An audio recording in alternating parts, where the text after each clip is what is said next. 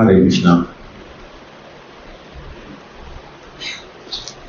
यथा जिस तरह क्रीड़ा उपस्करणाम खेल की वस्तुएं संयोग मिलना विगमो बिछुड़ना यह इस संसार में इच्छा से किंतु खेल करने हेतु स्याताम घटित होता है तथा उसी तरह एवं निश्चय ही ईश परमेश्वर की इच्छा से नृणाम मनुष्यों की जिस प्रकार खिलाड़ी अपनी इच्छा अनुसार खिलौनों को सजाता तथा बिगाड़ता है, उसी प्रकार श्री भगवान की परम इच्छा मनुष्यों को पास पास लाती है और उन्हें विलग भी करती है। ओम अज्ञानतिमिरन्धस्य ज्ञानाञ्जनशलाकया चक्षुर्मिलितं येन तस्मै श्रीगुरवे नमः। श्री चैतन्य मनोभीष्टं स्थापितं ये भूतले स्वयं रूपकथा मह्यं ददाति स्वपदान्तिकम्। श्री कृष्ण चैतन्य प्रभु नित्यानंद श्री अद्वैत गदाधर श्रीवासादि गौरभक्तवृंद। हरे कृष्णा कृष्णा कृष्णा हरे हरे, हरे राम राम राम हरे हरे। हरे कृष्णा। ये श्रीमद् भागवत कक्षा में नारद मुनि दो दृष्टांत दे रहे हैं। किसको? युधिष्ठिर महाराज को। कल प्रभु जी ने एक दृष्टांत समझाया था कि भाई अलग अलग लोग के अलग अलग नेता जो है वह भी जो है भगवान की आराधना करते हैं। इस तरह से पहला दृष्टांत उन्होंने समझाया और नारद मुनि अभी दूसरा दृष्टांत दे रहे हैं। यहाँ पे क्या बताया कि जिस प्रकार खिलाड़ी मतलब जस्ट हमारे मन में क्या होता है, क्रिकेटर्स। क्यों ये भाव चल रहा है अभी? ज़्यादा जो टीवी देखते हैं, मैं तो देखता नहीं, लेकिन जो टीवी देखते हैं तो जनरल यही सोचते हैं कि खिलाड़ी मतलब ये। लेकिन यहाँ पे प्रभुपाद जी ने क्या बताया है कि खिलाड़ी मतलब कि जो ये आते हैं, हम जैसे मेले में वगैरह जाते थे तो वहाँ पे जो इससे खेलते थे वो, हाँ नहीं कुश्ती कबड्डी नहीं, तो कठपुतली जो है उससे खेलते थे।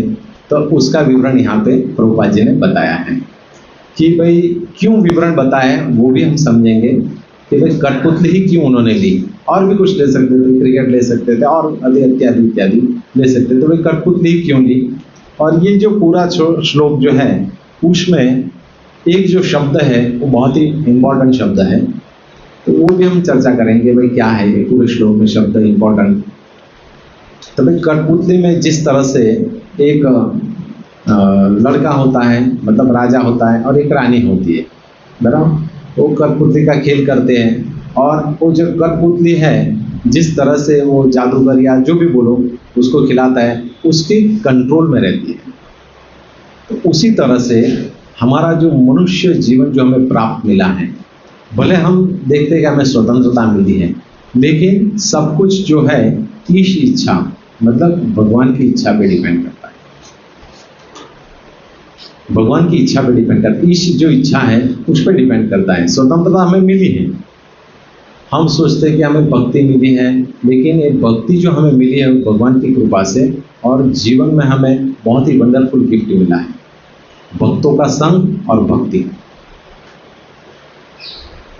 तो यहाँ पे बताते हैं कि जिस प्रकार खिलाड़ी अपनी इच्छानुसार खिलौनों का सजाता तथा बिगाड़ता है, उसी प्रकार श्री भगवान परम इच्छा मनुष्य के पास लाती है और उन्हें विलग भी कर देती है। तात्पर्य भक्तिदान श्रील प्रभुपाद के द्वारा हमें यह निश्चित रूप से समझ लेना चाहिए कि हम जिस पद पर अभी है वह हमारे अपने ही विगत कर्मों के अनुसार परम इच्छा द्वारा नियोजित है।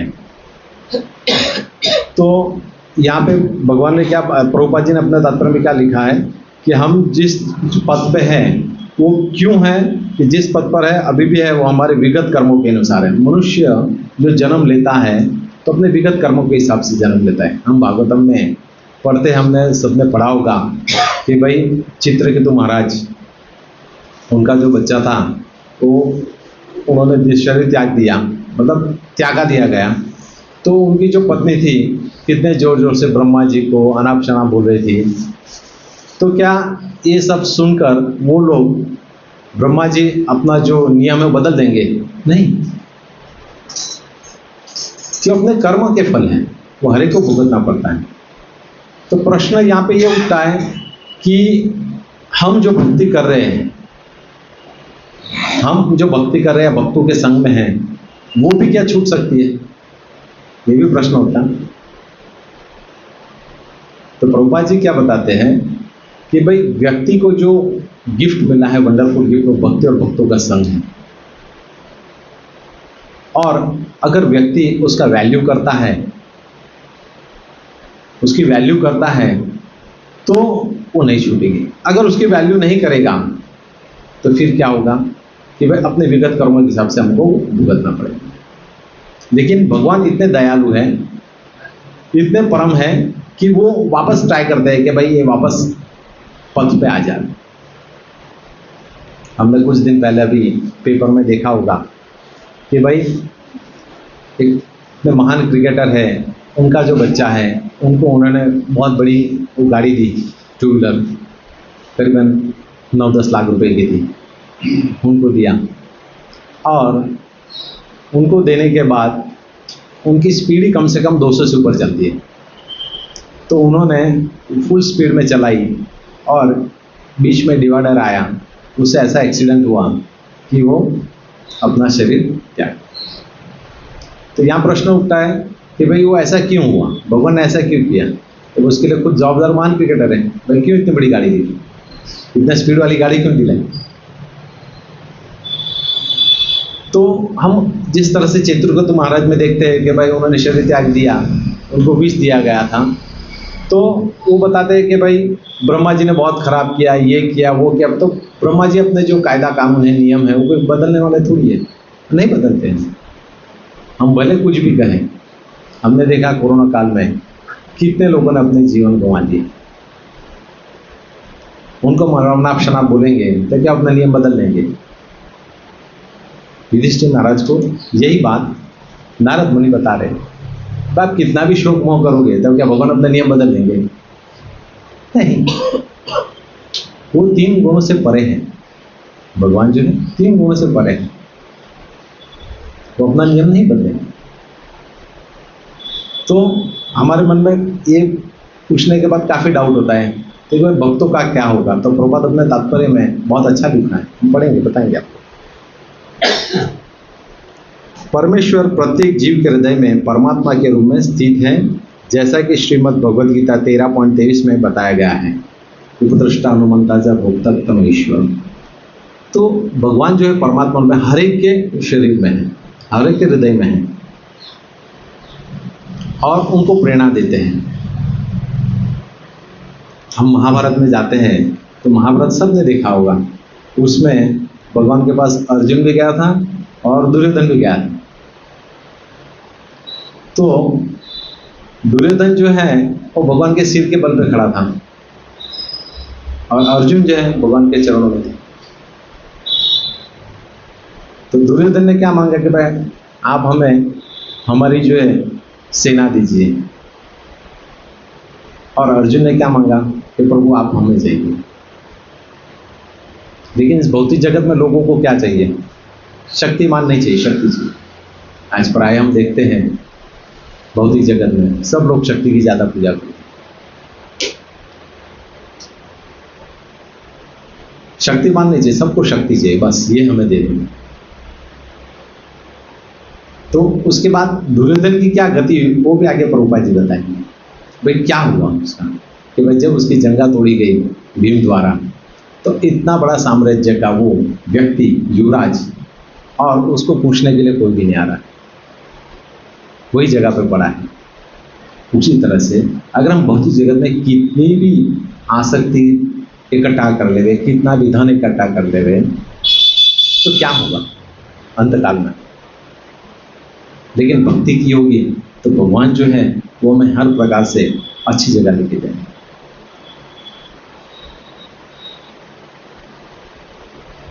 इसलिए भक्ति जो है वो भगवान द्वारा हमको ऐसी अनन्य गिफ्ट दी है जिसकी तुलना हम कभी नहीं कर सकते। भक्त और भक्तों का संग, भक्ति और भक्तों का संग, हम उसकी तुलना नहीं कर सकते। कितनी अमूल्य चीज है। आगे ये तो वे हमारे जीवन की प्रत्येक अवस्था में गतिविधियों से परिचित रहते हैं। हमारी हर एक जो अवस्था है उससे भगवान परिचित रहते हैं। वे हमें किसी विशेष पद के बिठाकर हमें सभी कर्मों का फल प्रदान करते हैं। दुर्योधन का लगा कि भाई मैं ही जीत जाऊंगा, क्यों, मेरे पास कितने अक्षरों की सेना है, तो मैं ही जीत जाऊंगा, क्योंकि भगवान की नारायणी सेना भी मैंने ले ली। धनी मनुष्य का बच्चा संपन्नता के बीच जन्म लेता है, किंतु धनी मनुष्य के पुत्र के रूप में आने वाला बच्चा इस स्थान के योग्य था, अतः वह स्थान उसे ईश्वर की इच्छा से मिलता है। यदि उस बालक को किसी क्षण किसी दूसरे स्थान में ले जाया जाता है तो वह भी परमेश्वर की इच्छा से होता है। चित्रकूट महाराज का हमने उदाहरण देखा, महान क्रिकेटर का उदाहरण देखा कि भाई यहाँ जो भी कुछ होता है किसकी इच्छा, भगवान की इच्छा से होता है। व्यक्ति स्वतंत्रता मिली है। आज भौतिक जगत में ऐसा कोई भी ये नहीं है, आध्यात्मिक जगत की बात नहीं कर रहा हूँ, आध्यात्मिक ग्रंथ की बात नहीं कर रहा हूँ, भौतिक जगत में चाहे आईपीसी, अभी जैसे मैंने लॉ पढ़ा था, आईपीसी, सीपीसी, इसमें ऐसा कहीं भी नहीं था कि हाउ टू गेट द भगवत प्राप्ति, नहीं है। चाहे आप डॉक्टर बन लो या और कुछ कर लो, आईपीसी में भी वर्णन नहीं है, उसमें 1800 सेक्शन है, उसमें भी कहीं वर्णन नहीं है कि भाई आपको भगवत प्राप्ति कैसे होगी। लेकिन भगवत गीता में भगवान ने बताया भाई किस तरह से आपको भगवत प्राप्ति हो सकती, उससे आपको किस तरह से बचना है वो बताया जाता है। लेकिन भगवत गीता में बताया जाता है कि किस तरह से तुमको इस भवसागर को दूर करना है, कैसे तैरना है, भगवान बताते हैं। उसमें बताया जाता है कि आप किस तरह से बच सकते हो, लेकिन भगवान बताते हैं कि भवसागर को किस तरह से आप उसको तैर सकते हो या उसको पार कर सकते हो, वो यहाँ पे बताया। ऐसी कोई भी भौतिक जगत की ग्रंथ नहीं है जिसमें बताया किस तरह से भगवत प्राप्ति हुई। ब्रह्मा जी ने हमें जो ग्रंथ दिया है 3 बार ब्रह्मा जी ने रीडिंग किया है और सारांश दिखाया कि भगवत प्राप्ति इस तरह से हुई। ये मार्ग पे आप चलोगे तो आपको भगवत प्राप्ति हो सकती है। अब चैतन्य महाप्रभु की चैतन्य चरितामृत में कहते हैं कि भाई भक्त कौन है, रामायण और चैतन्य महाप्रभु का जो संवाद है उसमें चैतन्य महाप्रभु कहते हैं कि भाई भक्त कौन है, जो एक बार भी अगर हरे कृष्ण महामंत्र का जप करता है वो है भक्त। हमारे मन में प्रश्न होता है कि प्रभु जी हमारा शेड्यूल बहुत बिजी है, हम कैसे 16 माला करें, दिन भर करते रहेंगे तो चलेगा क्या। तो आचार्य गण शिक्षा गुरु हमारे बताते हैं कि आपको सुबह ही कर लेनी चाहिए। सुबह ही अगर हम जप करेंगे तो अच्छी बात है। अगर सुबह हम जप नहीं करते हैं तो क्या होता है, फिर वो रजोगुण का प्रभाव, तमोगुण का प्रभाव आ जाता है। उसकी वजह से क्या है कि धीरे धीरे हमारी जो आसक्ति है, जो हमारा स्टेमिना है, जो हमारा स्ट्रेंथ है, वो क्या डाउन होने लगता है। और डाउन होने जैसे क्या है कि हमें भगवान के प्रति प्रीति न जागृति के बस एक हम कार्य करना है उसके लिए हम करते हैं। तो हमें भगवान का नाम उत्साह से दृढ़ लेना चाहिए और अनन्य भाव से। हम जितना अच्छा जप करेंगे उतना ही हमको अच्छा लगेगा। अगर वो व्यक्ति जप करके पूर्ण करके फिर अगर उसका शरीर त्याग हो जाता है कारणवश, तो भगवान वापस उसकी भक्ति जहां से उसने खत्म की वहां से वापस शुरुआत करा।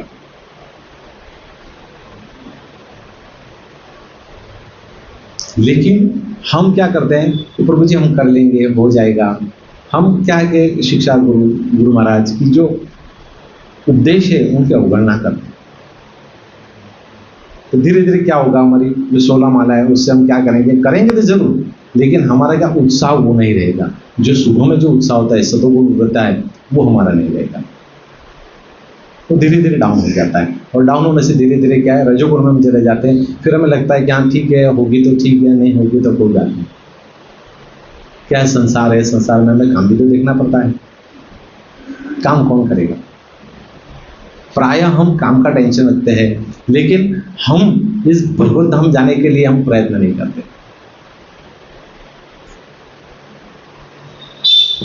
आगे, भले ही बच्चा या पिता ऐसे सुखद संबंध से वियोग पसंद ना करे, यही बात निर्धन व्यक्ति पर भी निर्धारित होती है।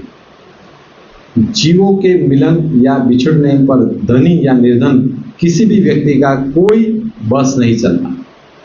देखिए, किसी का भी किसी पे बस नहीं है। तो एक हमारे रिलेटिव है, वह यूक्रेन में थे, अच्छा डॉक्टरी पास की उन्होंने और अच्छा उनको पैसा भी मिला, और कुछ कारणवश युद्ध हुआ तो उनको वहाँ से सब कुछ छोड़ के आना पड़ा। सरकारी स्कूल में पढ़े थे और सरकारी स्कूल में पढ़ने के बाद डॉक्टर बने। डॉक्टर बनने के बाद बहुत अच्छा पैसा कमाते थे, लेकिन कुछ कारणवश, भौतिक जगत में कुछ कारण तो होता ही रहता है, युद्ध होता है, कुछ ना कुछ होता है, कारण सब कुछ उनको छोड़ के इंडिया में, उन्होंने जितनी प्रॉपर्टीज ली थी वहाँ पे सब छोड़नी पड़ी। फिर वो कर्मकांड में गए, पांडा को मिले कि भाई मुझे वो जो प्रॉपर्टी मेरी छूट गई है वो लाने के लिए मुझे क्या करूँ। तो उन्होंने और ही कुछ ऑप्शन बताया कि भाई आप और 15 लाख खर्चा करो तो आपको वो प्रॉपर्टी भी आ जाएगी। तो उन्होंने वापस वो भी खर्चा किया, लेकिन वो भी प्रॉपर्टी गई और 15 लाख कुछ नहीं मिला। अगर वही व्यक्ति अन्य भाव से भगवान की भक्ति करता, तो अगर आपके इसमें है तो आएगा, नहीं है तो कोई बात नहीं। इसलिए भगवान बोलते हैं 10वें अध्याय में, तेषानाम सततयुक्तानाम बस्ताम प्रीति वर्गम ददामि बुद्धि योगम तम। भगवान हमें बुद्धि भी देते हैं, और किसको देते हैं कि जो व्यक्ति तेषानाम सततयुक्तानाम, सततम भगवान का कीर्तन करता है, उसको भगवान बुद्धि भी प्रदान करते हैं। अभी कुछ दिन पहले ही शेयर बाजार के भाव डाउन हो गए, तो काफ़ी लोगों ने पैसा लगाया था इसके पीछे उसके पीछे। तो भाई कितना लॉस हुआ? बोले बहुत लॉस हो गया पूरा हमारा। अच्छा, हैंडसम अमाउंट उन्होंने लॉस की। भाई क्यों? आसक्ति है तुमको, और डबल होगा, डबल होगा, डबल होगा। और इस चक्कर में जो था वो भी गवा दिया, और अभी मार्केट ऑफ हो गया। तो क्या हुआ, तुमने शेयर रखे थे? नहीं, बोले हमने बेच दिया। तो कहने का तात्पर्य ये जो होता है, भगवान ने हमें जो स्वतंत्रता दी उसका हम गलत यूज करते हैं, इसकी वजह से ऐसा हमारे साथ होता है। अगर थोड़ा पेशेंस रखते तो क्या फर्क पड़ता, पर नहीं, हमारे में ममत्व की भावना, और उसको त्यागने के लिए भगवान 9वें अध्याय में बताते हैं आखिरी श्लोक में कि मन मना भक्तो मत त्याजे नमः। तो आपका जो मन है मेरे शरण में लगा। हम क्या करते हैं, आदमी इधर इन्वेस्टमेंट करते हैं, उधर इन्वेस्टमेंट करते, मन को, अकेला मन कहाँ इन्वेस्टमेंट होगा।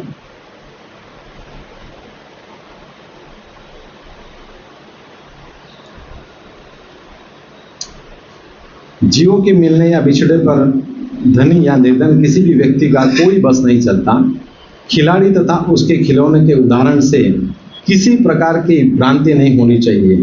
कोई यह तर्क कर सकता है कि जब श्री भगवान हमें हमारे कर्मों का ही फल देने हेतु बाध्य है, तो खिलाड़ी का उदाहरण यहाँ पर उपयुक्त नहीं बैठता।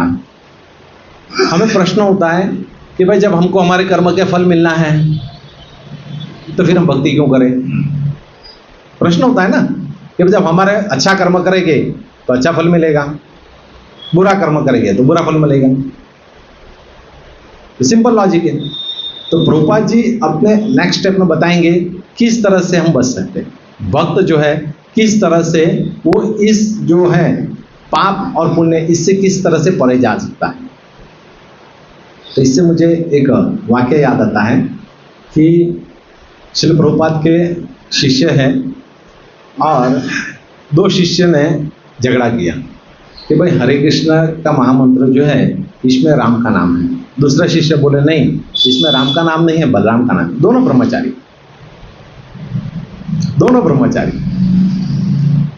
तो दोनों गुरु महाराज के पास गए कि गुरु महाराज कि हम दोनों ने ऐसा तर्क लगाया है कि भाई हरे कृष्ण का महामंत्र जो हम जप करते हैं उसमें राम का नाम है, और इनका कहना है कि बलराम का नाम। आप बताइए हमें सही क्या है? ऐसा बोले थे कि जो हरे कृष्ण महामंत्र जो राम है ना, हाँ, भगवान राम जी है। हाँ, दूसरे शिष्य बोला कि जो राम है ना, ये बलराम बलराम जी हैं, जो रामचंद्र का है ये भगवान बलराम जी का ये है, देखी गई। ये देखी गई। तो उन्होंने बताया कि भाई ये रामचंद्र है या फिर बलराम जी हैं। तो उन्होंने बोला कि भाई महाराज ने क्या बताया कि दोनों सही है। उन्होंने बहुत अच्छा आंसर दिया। उन्होंने बोला कि हमें क्या सही है क्या गलत है उस पर नहीं जाना है, हमें कृष्ण भावनामृत में किस तरह से हमें एग्रेसर होना है उसकी तरफ हमें जाना है। क्यों कृष्ण भावनामृत इससे परे है, कृष्ण भावनामृत इससे परे है। तो उसी तरह से हम भी कभी शिक्षा गुरु के साथ हमारा होता है नोक-झोंक, तो हमें ये राइट है वो रॉन्ग है, इसने बुक लाया उसने बुक, उस पर नहीं पढ़ना है, हमको इस पे पढ़ना है किस तरह से हम भगवत भक्ति में हम आगे बढ़ सकते हैं। हम क्या नहीं भाई मैं ही सही हूं, मैं ही सही हूं। जीवन में सही कुछ है ही नहीं, सभी गलत ही गलत है। लेकिन सही तो एक ही बात है कि हमें कृष्ण भावना रूप मिला है। कोई यह तर्क कर सकता है कि जब श्री भगवान हमें हमारे कर्मों का ही फल देने बाध्य है तो खिलाड़ी का उदाहरण यहाँ पर उपयोग नहीं बैठता है। लेकिन ऐसा नहीं है। देखिए प्रभुपाद जी बताते हैं ऐसा नहीं है। हमें यह सदैव स्मरण रखना चाहिए कि श्री भगवान की इच्छा परम है और वे किसी नियम से बंधे नहीं है। सामान्यतः कर्म का नियम यह है कि मनुष्य को उन्हीं के कर्मों का फल मिलता है, लेकिन विशेष स्थितियों में श्री भगवान की इच्छा से ऐसे कर्मफल बदल भी जाते हैं। भागवतम में हमको किसकी कथा याद आती है? नारायण, नारायण कौन बोला था? तो उसकी हमें कथा याद आती है कि भाई उन्होंने सिर्फ नारायण बोला, हम तो भक्ति कर रहे हैं। जब उन्होंने नारायण बोला कि नारायण पानी लाओ, नारायण खाना खा लो, नारायण गोदी में आओ, तो नारायण बोल के मतलब भगवान और भगवान का नाम, उसमें कोई अंतर नहीं है, एक ही है। तो जब उन्होंने अपने जितने भी पाप कर्म थे वो सब उनके क्या हो गए? जीरो हो गए। यहाँ पे क्या बताया गया है कि भगवान जो है कर्म बदल देते हैं। तो यहाँ पे एक प्रश्न ये उठता है कि भाई भगवान अगर कर्म बदल देते हैं तो फिर भक्ति के अनुकूल कर्म भी बदल देते होंगे? नहीं, ऐसा नहीं। भक्ति के जो अनुकूल कर्म है वो भगवान नहीं बदलते, जिससे क्या हमको प्रेरणा मिलती है, उत्साह मिलता है, धगस होती है, जिससे व्यक्ति क्या भगवान के प्रति प्रीति जागृत होती है, वो नहीं बदलते भगवान। लेकिन जिससे प्रतिकूल होता है भक्ति से वो बदल सकते हैं। लेकिन कब बदल सकते हैं? उसमें भागवतम में श्लोक है, देव ऋषि भूतात्मनाम पितॄणाम किं करो जनार्दन सर्व आत्मा शरण शरण गतो मुकुंद प्रवर्तते। जब हम भगवान की अनन्य भाव से शरण ग्रहण करेंगे, हम भगवान की शरण ग्रहण करेंगे, बोलने से नहीं होगा, करने से होगा। हम भगवान की शरण ग्रहण करेंगे अनन्य भाव से तो भगवान हमारे कर्म भी बदल देते हैं। लेकिन कौन से कर्म? जो भक्ति के प्रति प्रतिकूल हैं, जो अनुकूल है वो नहीं बदलते। प्रतिकूल कर्म है तो भगवान बदल देते हैं। लेकिन यह बदलाव श्री भगवान की इच्छा से ही आ सकता है, अन्य किसी से नहीं। कि भाई मैं भक्ति करूंगा तो मेरे कर्म बदल जाएंगे, ऐसा नहीं है। ये भगवान की इच्छा पे डिपेंड करता है, हमारी इच्छा पे नहीं है। चलो मैं बहुत चोरी करूंगा, नहीं ये करूंगा, अपराध भी करता रहूंगा वैष्णव के प्रति, और भगवान मेरे कर्म बदल देंगे, मैं माला कर लूंगा, अभी मैंने 16 माला किए था और 18 कर लूंगा, उसके लिए नहीं है। आगे प्रभुपाद बताएंगे, उदाहरण भी देंगे उसका, उसके लिए नहीं है। ये थे वही इस श्लोक में दिया गया खिलाड़ी का उदाहरण सर्वथा युक्तिक है, क्योंकि श्री भगवान जो कुछ चाहते हैं उसे करने हेतु परम स्वतंत्रता है, और क्योंकि वे सभी प्रकार से पूर्ण है, ये तो उनके कर्मों का फलों में कोई त्रुटि नहीं रहती। भगवान के कर्मों फलों में कोई भी प्रकार की त्रुटि नहीं रहती। यहाँ पे खिलाड़ी का उदाहरण क्यों बताएं? क्योंकि खिलाड़ी जो होता है मतलब कठपुतली, वो किसके कंट्रोल में रहती है? जो उसको खिलाता है, मतलब जो उसके साथ खिलाता है उसके कंट्रोल में रहती है, कि वो हाथ से ऐसे कार्य करता है जिससे वो आगे रहती है, पीछे रहती है, आगे जाती है, पीछे जाती है, पूरे कंट्रोल में है। इसलिए यहाँ पे जो उदाहरण है वो क्या है, उपयुक्त है।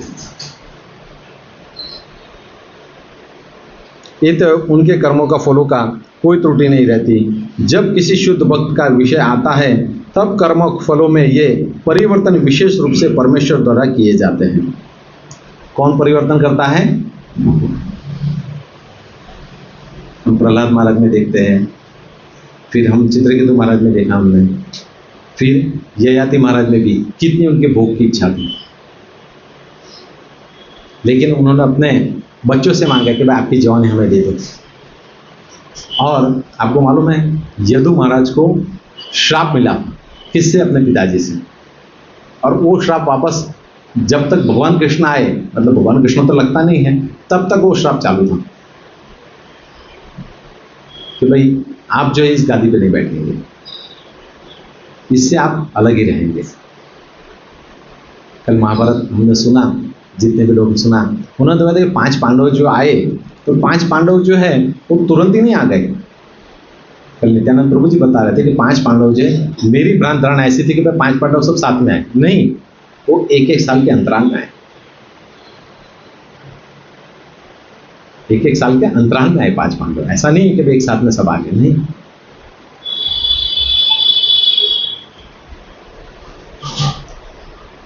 जब किसी शुद्ध भक्त का विषय आता है तब कर्म फलों में यह परिवर्तन विशेष रूप से परमेश्वर द्वारा किया जाता है। श्रीमद् भगवद गीता 9.30 से 31 में, यहाँ पे 9.26 में भी यत् करुष्य अस्मति जिसे तपस्वी कौनते तत् करुष्य मदर्पण अभी से दीर्घाचारो, मतलब अगर कोई व्यक्ति उससे च्युत भी हो जाता है तो भी भगवान उसको बचा लेते। भगवान संपूर्ण भगवद गीता में एक ही बताते हैं कि भाई आप मेरी शरण में। में आश्वासन दिया गया है कि श्री भगवान अपने उस शुद्ध भक्त के सभी पापों फलों से बचाते हैं जिनके उनकी शरण ग्रहण कर ली है। 18.66 सर्वधर्मान परित्यज्य। इसमें कोई संदेह नहीं है, विश्व के इतिहास में ऐसे सैकड़ों उदाहरण मिलते हैं जहां श्री भगवान द्वारा कर्मफल बदले गए हैं। ये लाइन बहुत ही इंपॉर्टेंट है। क्या है कि श्री भगवान द्वारा कर्म फल बदल दिए गए हैं। अगर हम कोई पांडा को पूछते हैं कि भाई हमारा कितना आयुष्य है और वो बोलेगा कि आप 66 ईयर्स जियोगे, तो गलत हो सकता है। अगर आप भगवान की अनन्य भक्ति करोगे तो कर्म फल बदल भी सकता है, जरूरी नहीं कि वही हो। जैसे प्रभुपाद जी लिखते हैं कि भाई विश्व में घने इतिहास है जिसमें सब कुछ चेंज हुआ। यदि श्री भगवान किसी के विगत कर्मों के फलों को परिवर्तित कर सकते हैं तो यह निश्चित है कि अपने ही कर्मों से या अपने कर्म के फलों से बंधे नहीं रहते। तो भगवान भक्त के मामले में कभी भी जो है बहुत करुणामय है, बहुत दयालु है। अगर आप सब लोग अगर यहाँ बैठे हो तो उसका एक सबसे बड़ा कारण क्या है कि भगवान की कृपा। भगवान की कृपा है तो ही हम यहाँ पर श्रीमद् भागवतम सुन सकते हैं, भगवान की कृपा है तो ही हम माला कर सकते हैं, और भगवान की कृपा है तो हम भगवत मुक्ति प्राप्त कर सकते हैं, और भगवान की कृपा है तो हम भक्तों के संग में रह सकते हैं। लेकिन हम भगवान से अगर दुर्व्यवहार करेंगे भक्तों के साथ, भगवान के सामने, तो क्या होगा, धीरे धीरे हम इस जो भक्ति का पथ है उससे क्या हो जाएंगे, हम दूर हो जाएंगे। क्यों? भगवान कभी भी सहन नहीं करते, कभी भी भगवान नहीं सहन करते। जब उनके भक्तों पर किसी भी प्रकार का अन्याय हो या दुख हो, भगवान कभी भी नहीं सहन करते। भागवतम में कई उदाहरण है, भगवद गीता में भी। इसका उदाहरण कि भाई दुर्योधन भगवान के पांडवों पे कितना उसने अन्याय किया। अन्याय करने के बाद जब उसकी जंगा तोड़ी गई तो इतना बड़ा युवराज वो इसको मिलने नहीं आया, सिर्फ एक ही अश्वत्थामा आया था, बस कोई मिलने नहीं आया, वहीं पड़ा था वो और अपने मृत्यु की तपस्या कर रहा। तो भगवान जो है अपने भक्तों पे अगर कोई भी प्रकार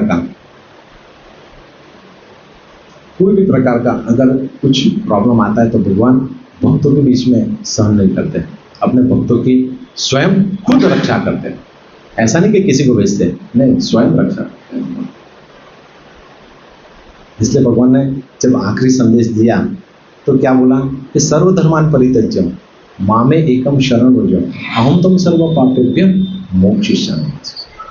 क्या रहे अर्जुन, तुम डिक्लेयर करो कि मैं जो जिन पर शरणागत हैं मेरे, उनके सभी पापों से मैं मुक्त कर देता हूं।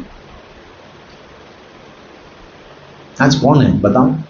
पढ़ लो, इतने उपनिषद पढ़ लो, वेद पढ़ लो, कहां लिखा है?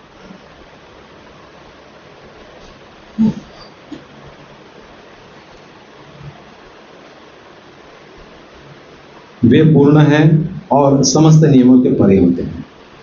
भगवान जो है पूर्ण है। हम महाभारत का युद्ध देखा कि कितने सारे बाण मारे गए, लेकिन कुछ बाण ऊपर से चले गए, कुछ नीचे से चले गए। क्यों? उनको लगे नहीं भगवान परे हैं, इन सबसे परे हैं, हम इसके अंदर में। तो यहाँ पे प्रभुपाद ने जो कठपुतली का उदाहरण दिया है, क्या है? कठपुतली जो है वो कंट्रोल में है, किसके द्वारा? वो मदारी के द्वारा। तो यहाँ पे ये प्रश्न होता है कि भाई भगवान जो हमारा दुष्कर्म है उससे खुश होते होंगे? नहीं, कि भाई इसको और तकलीफ दो, और तकलीफ दो, मुझे आनंद आ रहा है। नहीं, कठपुतली का जो साधन है उससे क्या आता है कि देखने वालों को आनंद आता है, लेकिन इस केस में भगवान को कोई आनंद नहीं आता है। भगवान चाहते हैं कि मेरे भक्त का जो है किस तरह से वो मेरे धाम आ जाए। भगवान को कोई आनंद नहीं आता है, वो तो चाहते हैं कि जल्दी से जल्दी कष्ट है इसके कम हो और वो मेरे पास आए। हरे कृष्ण। लेक्चर के लिए बोलता हूँ तुरंत तैयार हो जाते हैं, है ना? तो ये रेड मार्कर है। तो ऐसी भावना हमारे में होनी चाहिए, लेक्चर देने के लिए तैयार होना चाहिए हमें। लेक्चर देना मतलब उसमें समस्या क्या है? हम भागवतम से पढ़ते हैं, श्लोक को समझाते हैं और तात्पर्य जो प्रभुपाद जी का है वो पढ़ते हैं और उससे थोड़ा जो हम समझा सकते हैं वो समझाते हैं। तो क्या दिक्कत है? हमारे में बीच में कितने सारे भक्त बैठे हैं जिन्होंने एक एक बार भागवत पढ़ ली है, दो बार, दूसरी बार पढ़ रहे हैं, कोई तीसरी बार पढ़ रहे हैं, कोई चौथी बार पढ़ रहे हैं। किसी की दीक्षा को 7 साल हो गए, किसी की दीक्षा को 6 साल हो गए। तो अब हमें लेक्चर देना चाहिए, क्योंकि हम इतने समय से श्रवण कर रहे हैं, तो अब हमें कीर्तन करना चाहिए, अब हमें बोलना चाहिए। कीर्तन का मतलब जो सुन रहे हैं उसे बोलना चाहिए। तो कबीर प्रभु है, राज विद्या प्रभु है, लक्ष्मी नरसिंह प्रभु है, भगवान श्रीनिवास प्रभु है, सुरेश जी तो नहीं है, तो फिर भी हम बोल सकते हैं नए आए हैं, लेकिन इतने सब लोग तो काफ़ी पुराने सालों से दीक्षित हैं। तो आपको देना चाहिए लेक्चर। सर्वद्रिक प्रभु हैं, उसमें करना क्या है? आधा घंटा का लेक्चर दे सकते हैं भाई। थोड़ी अगर हम बुद्धि भी लगाएंगे तो आधे घंटे में 10 मिनट तो श्लोकों के उच्चारण में चले जाते हैं। हम इसमें तो नहीं बोल रहे हैं कि हमें बहुत कुछ बोलना पड़ेगा, तो बोलने में 10 मिनट तो श्लोकों के उच्चारण में चले गए। अब बचे 20 मिनट, बाकी 5 मिनट वो उसको तात्पर्य बोलने में उसमें चले गए। अब कितने बचे? तो 15 मिनट तो जीवन में हमने कुछ तो 15 मिनट की अनुभूति करी होगी। तो उसमें दिक्कत क्या है? हम बोलेंगे नहीं। देखिए एक बार समझिए, 2-3 साल का बच्चा तुतला के बोलता तो अच्छा लगता है, लेकिन वही बच्चा अगर 15 साल का तुतलाए ना तो अच्छा नहीं लगता है। आप समझ रहे हैं? उसी तरह से हम इतने सालों से भक्ति में खाली आके सुने, शुरू में तो अच्छा लगता है, लेकिन जब हम लोग परिपक्व हो जाते तो हमें कुछ बोलना भी चाहिए। हमारी परंपरा क्या है? ये परंपरा में प्रभुपाद जी हमें एक जवाबदारी दे रहे हैं। प्रभुपाद जी चले गए, लेकिन प्रचार कितना बढ़ गया ना, उनके शिष्यों ने वो जवाबदारी संभाली। तो हमें खाली माँ बाप द्वारा जीवन भर पालित नहीं होना चाहिए, कभी जीवन भर में बड़े होकर माँ बाप की भी सेवा करनी चाहिए। पॉइंट समझिए बात को। तो ये सिस्टम होना चाहिए कि 7 दिन में 7 लेक्चर देने वाले होने चाहिए, 6 दिन। आज इनका टर्न है, आज इनका टर्न है, तो मैंने हफ्ते में 1 टर्न आएगा तो हम तैयारी भी कर सकते हैं और अच्छी तरह बोल भी सकते हैं। और ऐसे हम बोलेंगे तो और लोगों को भी प्रेरणा मिलेगी। तो उसमें अच्छी तरह समझाया इन्होंने कि कैसे भगवान के वश में पूरा जगत है, भगवान पूरे जगत को चला रहे हैं। इतना सुंदर श्लोक है, अच्छी तरह समझाया उन्होंने। तो ऐसे हमें लेक्चर देना चाहिए। हम कभी भी जाएं, कहीं भी जाएं, आधे घंटे का लेक्चर तो हमें कहीं भी देने की हमें कला आनी चाहिए। कोई घर में चले गए 15 मिनट का 20 मिनट का लेक्चर दे देना चाहिए। तो ही तो हमने श्रवण किया है। श्रवण का अर्थ और कीर्तन का अर्थ क्या होता है? जो सुने वो का वही प्रस्तुत कर दो, उसमें थोड़ा बहुत अपना कुछ समझा के डाल दो, उसमें दिक्कत क्या है? इसलिए ये चीज़ आप सबसे निवेदन है कि सबको लेक्चर बोलने का एक मन में आना चाहिए कि हम भी दें लेक्चर। मेरे हिसाब से कबीर प्रभु आप कितनी बार भागवतम पढ़ रहे हैं? तीसरी बार पढ़ रहे हैं। राजविद्या प्रभु आप चौथी बार। देखिए अब कितनी बार हम भागवत पढ़ रहे हैं। गीता तो हमने कितनी बार पढ़ ली है। रामाचार्य प्रभु भी शायद तीसरी चौथी बार पढ़ रहे हैं, तीसरी बार। तो आप सब लेक्चर दे सकते हैं। अब 55-60 साल के हो गए, आप लेक्चर नहीं देंगे तो कब देंगे? जीवन में इतने अनुभव हुए इतने सालों के, उनका अनुभूति बता सकते हैं, भक्ति में कैसे प्रगति कर रहे हैं वो बता सकते हैं।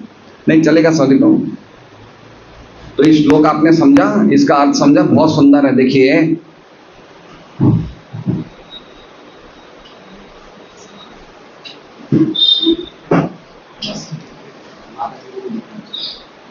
जैसे हमने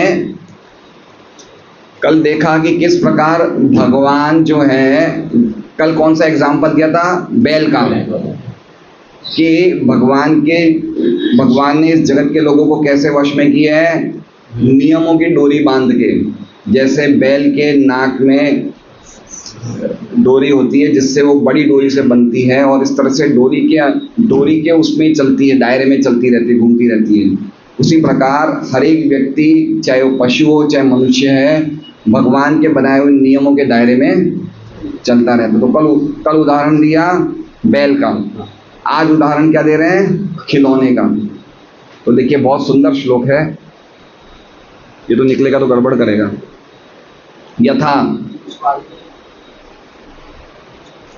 रेड है ये, यथा मतलब जिस प्रकार, ठीक है, इस प्रकार की हो, ये की है। हरे कृष्ण। तो जिस प्रकार की हो इस जगत में, यथा मतलब जिस प्रकार, की हो मतलब इस जगत में, क्रीडितु मतलब क्रीड़ा करने वाला, यानी कि खिलाड़ी। जिस प्रकार इस जगत में खिलाड़ी इच्छया की इच्छा से ही क्या होता है? क्रीडोपस्काराणाम, खिलौने का, क्रीड़ा मतलब खेल और उपस्काराणाम मतलब साधन, खेल के साधन मतलब खिलौने।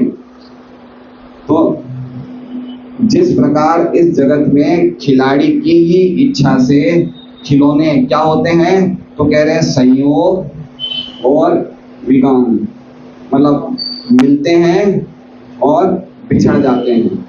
तो खिलाड़ी क्या करता है? जैसे खिलाड़ी क्या करता है? खेल के साधन, जैसे श्रीधर स्वामी क्या समझाते हैं कि आजकल तो बच्चे लोग खेलने बंद हो गए। तो लकड़ी के पहले गेंडे बनाते थे, घोड़े बनाते थे, फिर बोलते थे मेरे घोड़े ने उसके हाथी को मार दिया। बचपन में होते ना ऐसे खिलौने होते हैं, लकड़ी के खिलौने होते हैं, मिट्टी के खिलौने होते हैं। तो जिस प्रकार खिलाड़ी कर कौन रहा है? लड़का कर रहा है। किसको कर रहा है? खिलौनों को। इसको मार दिया, इसको मार दिया। तो उसी प्रकार ये क्या है? जिस प्रकार खिलाड़ी की इच्छा से ही खिलौने मिलते हैं और बिछड़ जाते हैं, तथेव, तथा मतलब उसी प्रकार, और तथेव ये पूरा वर्ड तथेव है। उसी प्रकार निश्चय ही, ईशेच्छया मतलब ईश मतलब परमेश्वर, और इच्छा मतलब परमेश्वर की इच्छा से क्या होता है? यही चीज, ये स्टेटमेंट वापिस आ गया। संयोग और वियोग घटित होता है। स्याता का मतलब घटित होता है। किसमें? मनुष्यों में। निर्णाम मतलब मनुष्यों में। कितना सुंदर देखिए अर्थ है। या हम डायरेक्ट शब्दों के अर्थ से ले तो जिस प्रकार, यथा मतलब जिस प्रकार खिलौनों का, संयोग मतलब मिलना, विगम मतलब बिछड़ना, इह मतलब इस जगत में किसकी इच्छा से होता है? खिलाड़ी की इच्छा से घटित होता है। स्याता मतलब घटित होता है। तथा मतलब उसी प्रकार, एवं मतलब निश्चय ही, ईशेच्छया परमेश्वर की इच्छा से मनुष्य एक साथ मिलते हैं और एक साथ बिछड़ जाते हैं। ठीक है, अब देखिए उदाहरण देखिए, किसी ने चेस खेला होगा, शतरंज, है ना। हम बचपन में स्कूल कॉलेज में हमें याद होगा, हमने खेलते तो चेस में क्या होता है, खिलाड़ी होता है, वो चेस की बाजी लगाता है, घोड़ा, हाथी, राजा, रानी, प्यादे। बाजी कौन जचा रहा है, खिलाड़ी। और कुछ समय के बाद वो चेस के खेल को अपने मन से खत्म कर देता है, हटा देता है। ठीक है, तो हटाया किसने, खिलाड़ी ने, और लगाया किसने। तो हम लोग क्या है, हम लोग सब खिलौने हैं। हमें एक परिवार में कौन ला रहा है, भगवान ला रहा है। उस परिवार से वापस कौन हटा रहा है, भगवान हटा रहा है। अच्छा, एक मजे की बात और देखिए, इसमें एक और चीज समझ में आती है। श्रीधर स्वामी कहते हैं कि जैसे मान लीजिए खिलाड़ी ने एक हाथी को आगे लिया। अब हाथी होता है, वो हाथी होता है, तो हाथी को अगर आगे लेगा तो हाथी खुद चला है, खिलाड़ी ने हाथी को आगे किया है, खिलाड़ी ने हाथी को आगे किया ना। खिलौने को किसने आगे किया आगे, खिलाड़ी ने। उसी प्रकार कोई भी जीवात्मा अपने अपने कार्यों में स्वतंत्र रूप से कार्य नहीं कर सकता है, भगवान ही उसे कार्य करवाते हैं। जैसे मान लीजिए कि अगर कोई व्यक्ति व्यापार कर रहा है, तो व्यापार कौन करवा रहे हैं उसे, भगवान। कोई नौकरी कर रहा है, नौकरी और व्यापार भी जीवात्मा अपनी इच्छा से नहीं कर सकता। ये बहुत इंपॉर्टेंट चीज समझना। जैसे कि खिलौने अपनी इच्छा से आगे नहीं बढ़ सकते, उसको कोई खिलाड़ी घुमा रहा है। अगर ये श्लोक हम समझ जाएंगे, हमारे जीवन में कभी शोक नहीं होगा, क्योंकि हम समझेंगे कि अगर मेरे जीवन में कुछ कष्ट आ रहे हैं, कुछ समस्या आ रही है, कोई व्यापार में नुकसान हो रहा है, कुछ हो रहा है, तो भगवान मुझे घुमा रहे हैं। कौन समझ रहे हैं। रतन टाटा चला गया ना, रतन क्या है, पैसे। टाटा क्या है, अलविदा, पैसों को अलविदा कर दिया उसने। सही बात है। अब समझिए, रतन टाटा एक खिलाड़ी है, अरे रतन टाटा एक खिलौना है। भगवान ने उसे खिलाया, आगे तक ले गए और फिर उसे गेम से हटा दिया। ठीक है, क्या लेके गया वो, कुछ नहीं, खिलौने की तरह आया, खिलौने की तरह चला गया। अब इस तात्पर्य में एक बहुत इंपॉर्टेंट बात है, हम भी ऐसे खिलौने की तरह आएंगे और खिलौने की तरह चले जाएंगे। लेकिन अगर हम खाली पैसा एकत्रित करने में रह गए या भौतिक जगत के कार्य में करने में रह गए, तो हमारी सत्ता कैसी है, खिलौने जैसी, बिल्कुल जड़। हमारी मेंटेलिटी कैसी है, जड़ भावना। लेकिन अगर हम भगवान की भक्ति करेंगे तो ये क्या होगी, कृष्ण भावना। तो फिर भगवान हमारा ध्यान रखेंगे। जैसा कि तात्पर्य में लिखा है ना, कि अगर कोई भक्ति करता है तो भगवान उसके कर्म बदल देते हैं। पॉइंट समझ रहे हैं। उदाहरण से समझिए कि रतन टाटा ने अरबों करोड़ों रुपए कमाए, ठीक है, लेकिन उसने अभी हमें पता नहीं वो कृष्ण भावनामृत में या भक्ति में उसने कोई प्रगति करी नहीं करी है, हमें नहीं पता है। उनके निजी जीवन में हम कभी गए नहीं हैं। लेकिन अगर उन्होंने नहीं करी होगी तो क्या होगा, उनको खाली एक खिलौने की तरह इस्तेमाल किया गया, खिलौना गया। अब तो गए ना, चले गए, उनके पास एक भी संपत्ति है नहीं है। समझ रहे बात को। जब तक व्यक्ति ये सोचता है कि मैं ये शरीर हूँ और ये जमीन मेरी है, अंततः अगर वो यही सोच के शरीर को छोड़ता है तो वो शरीर भी छोड़ देता है और वो जमीन भी छोड़ देता है, मैं और मेरा दोनों चला जाता है। लेकिन अगर वो कृष्ण भावनामृत जगाने का प्रयास करता है तो फिर भगवान उसे खिलौने की तरह नहीं हटाते, फिर भगवान उसका बड़ा विशेष ध्यान रखते हैं। पॉइंट समझ रहे हैं। जब तक व्यक्ति भौतिक देहात्म बुद्धि में होता है तो वो कैसे खेला जा रहा है, जब तक व्यक्ति देहात्म बुद्धि, खिलौने क्या है, लकड़ी और मिट्टी के साधन है। तो जब तक मनुष्य लकड़ी और मिट्टी की तरह अपनी पहचान इस शरीर की लकड़ी और मिट्टी से करेगा, वो क्या है, वो भगवान के हाथों का खिलौना है। कमाएगा, जाएगा, उसको पता ही नहीं चल रहा मैंने इतना कमाया, वो सोच रहा है मैंने इतना कमाया, लेकिन सब चला गया। लेकिन अगर उसने कृष्ण भावनामृत या आध्यात्मिक शिक्षा प्राप्त करेगा तो उसका ऐसी गति नहीं होगी जैसे सामान्य व्यक्ति होगी, तो वो खिलौने से जीवंत बन जाता है, फिर भगवान उसका विशेष ध्यान रखता है। इसलिए हमें समझना चाहिए कि भौतिक जगत की उपलब्धियां जो हमें मिल रही है, जो चीजें खोएंगे, वो भगवान की इच्छा से हो रहा है, भगवान खिला रहे हैं हमें। लेकिन आत्मगति या परमार्थ का कार्य या परम स्वार्थ का कार्य, ये तो हमें ही करना पड़ेगा। ये भगवान की इच्छा तो उसमें भी है, लेकिन एटलीस्ट हमारी इच्छा होनी चाहिए। समझ रहे बात को? भक्ति का कार्य जो है वो जीवात्मा कर सकता है, बाकी जो सुख दुख है वो भगवान ही करवा रहे हैं। उसने पिछले जीवन में जो कार्य करे, जैसे मान लीजिए कोई व्यक्ति ने पिछले जीवन में रतन टाटा से भी होशियार होगा, लेकिन उसके पास 2 टाइम का खाना खाने के भी पैसा नहीं है।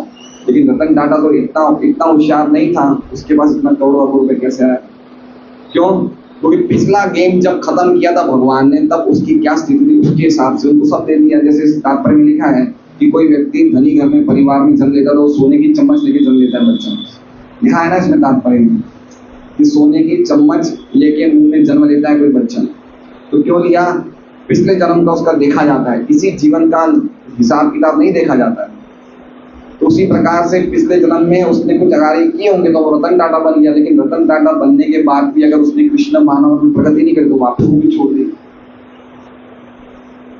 इसलिए ये बहुत समझना चाहिए कि भगवान ही हमें एक साथ लाते हैं, भगवान ही हमें बिछड़ाते हैं, और हमारे हर एक कार्य भी भगवान ही कर रहे हैं। क्योंकि जीवात्मा इतना कमजोर है कि अपने कार्य खुद भी नहीं कर सकता, अपनी इच्छा से ना व्यापार कर सकता है, ना नौकरी कर सकता है। भगवान की इच्छा से, परमेश्वर की इच्छा से वो इन कार्यों में लगता है और कुछ समय के बाद इन कार्य को छोड़ देता है। तो ये बहुत सुंदर श्लोक है। तो मेरा निवेदन है आप लोग भी कुछ समय निकाल के एक जना अपनी इच्छा से बोलेगी थोड़ी, आज मैं लेक्चर दूंगा। अपनी इच्छा से आप बोलिए कि मैं 10 दिन बाद दूंगा, मैं 7 दिन बाद दूंगा। प्रचार करना तो ऐसे ही करना पड़ेगा है, तो हमें सबको टीचर बनना है, टीच एंड टीच, सीखना है, सिखाना है। हरे कृष्ण। आज का प्रसाद भक्त अमर की तरफ से, तो आज का प्रचार भक्त अमर की तरफ से है। हम उनके लिए महामंत्र को उच्चारण करेंगे। हरे कृष्णा कृष्णा कृष्णा हरे हरे, हरे राम राम राम हरे।